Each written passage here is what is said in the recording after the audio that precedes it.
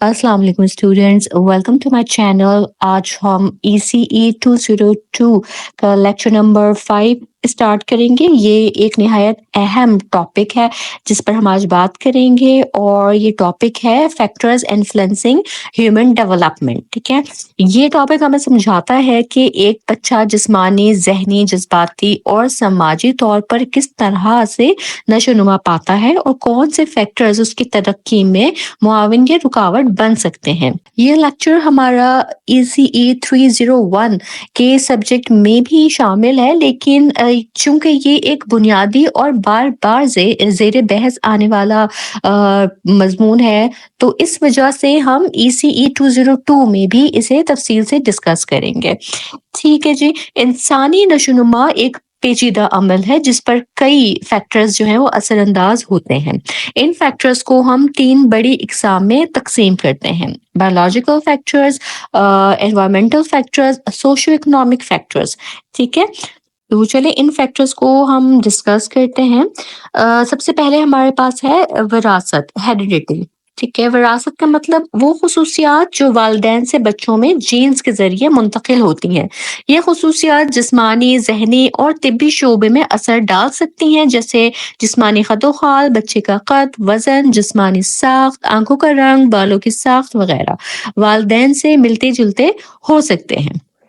ज़हानत और काबिलियत, कुछ बच्चे कुदरती तौर पर ज़्यादा ज़हीन होते हैं, और ये ज़हानत अक्सर वालिदैन से विरासत में ही उन्हें मिलती है। ठीक है, बीमारियों की अगर बात करें तो बाज़ बीमारियां भी जीन्स के थ्रू ही ट्रांसफर हो रही होती हैं बच्चों के अंदर। ठीक है, जैसे शुगर है, हार्ट डिजीजेस हैं या ओबेसिटी।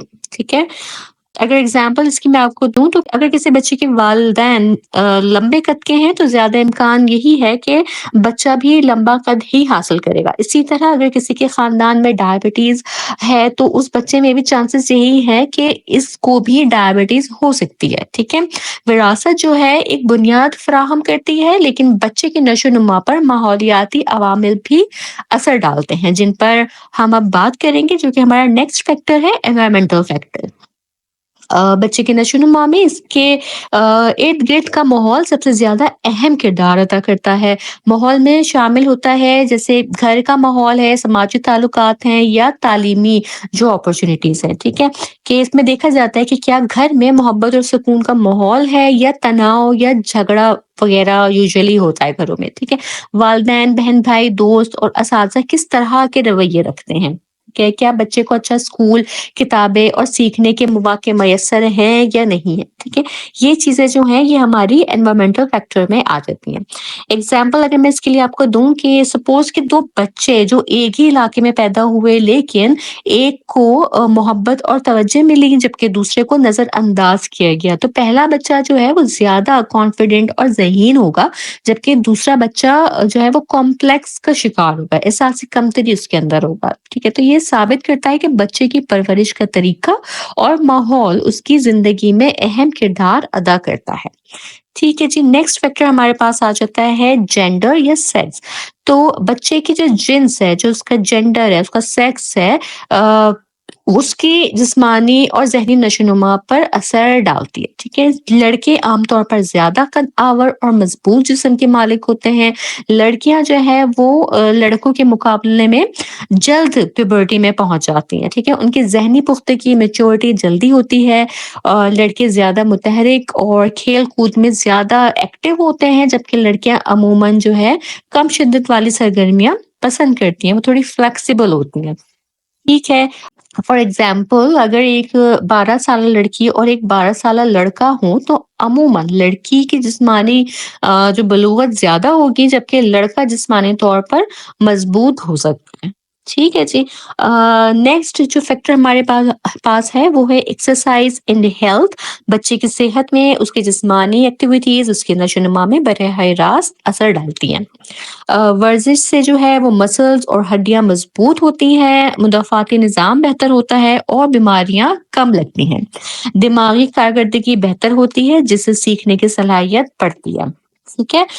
فار ایگزامپل ایک بچہ ہے جو روزانہ کھیل کود میں حصہ لیتا ہے، اس کی ہڈیاں اور اس کے مسلس مضبوط ہوں گے اور وہ ذہنی طور پر بھی زیادہ ایکٹیو ہوگا. دوسری طرف جو بچے سارا دن موبائل یا ٹی وی وغیرہ دیکھتے رہتے ہیں، ان کی جسمانی نشو و نما کمزور ہوتی ہے. ٹھیک ہے. نیکسٹ فیکٹر ہمارے پاس ہے ہارمونس. ہارمونس وہ کیمیکل مادے ہیں جو ہمارے جسم کے مختلف حصے کنٹرول کرتے ہیں. یہ بچے کے جسمانی نشو و نما، جذبات اور رویے پر اثر ڈالتے ہیں.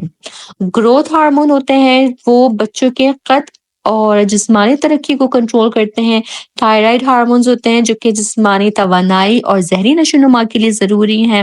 اور پھر سیکس ہارمونز ہوتے ہیں جو کہ بلوغت کے دوران جسمانی تبدیلیاں لاتے ہیں. ٹھیک ہے جی. فار ایگزامپل اگر کوئی بچہ ہے جس میں گروتھ ہارمون کمزور ہوں تو وہ عمر کے حساب سے چھوٹا قد رکھے گا، اور اگر ہارمون زیادہ ہوں تو وہ اپنی عمر سے زیادہ بڑا نظر آ سکتا.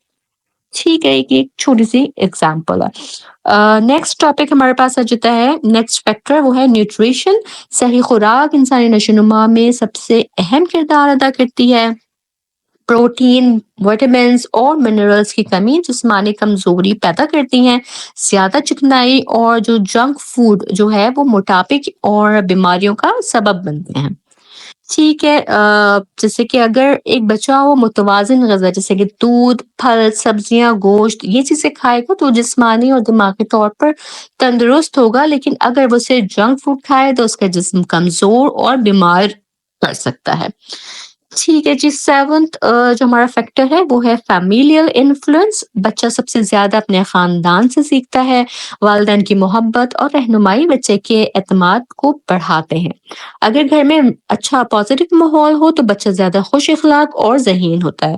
اگر گھر میں تشدد ہو یا تھوڑا ڈسٹربڈ ماحول ہو تو بچہ ذہنی دباؤ کا شکار ہو سکتا ہے. ٹھیک ہے. جو والدین اپنے بچوں کے ساتھ وقت گزارتے ہیں، انہیں کہانیاں سناتے ہیں اور ان سے بات چیت کرتے ہیں، ان کے بچے زیادہ ذہین اور زیادہ کریٹیو ہوتے ہیں. پھر ہمارے پاس آ جاتا ہے جیوگرافیکل انفلوئنس. جس علاقے میں کوئی بچہ پیدا ہوتا ہے اور پرورش پاتا ہے وہ اس کی نشو و نما اور ترقی پر گہرے اثرات مرتب کرتا ہے. جغرافیائی محل وقوع بچے کی تعلیمی مواقع، سماجی تعلقات اور عمومی طرز زندگی پر اثر انداز ہوتا ہے. اگر ایک بچہ کسی ترقی یافتہ شہری علاقے میں رہتا ہے جہاں پر معیاری اسکول، لائبریریز، پارکس اور کمیونٹی سینٹرز موجود ہیں تو وہ تعلیمی اور جسمانی لحاظ سے بہتر ترقی کر سکتا ہے.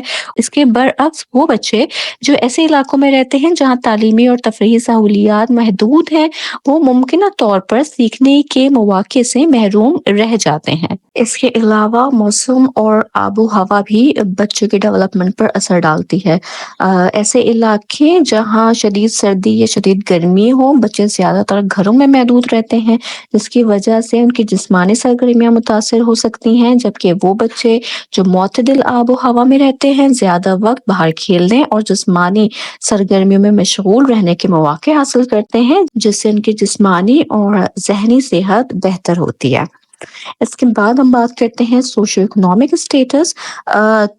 کسی بھی بچے کی ترقی میں اس کے خاندان کی سماجی اور اقتصادی حیثیت ایک اہم کردار ادا کرتی ہے. ایک مستحکم اور خوشحال خاندان کے بچے کو زیادہ تعلیمی مواقع، بہتر صحت کی سہولیات اور دیگر ضروری وسائل میسر ہوتے ہیں، جبکہ کمزور معاشی حیثیت رکھنے والے بچوں کو ان سہولیات کی کمی کا سامنا کرنا پڑ سکتا ہے.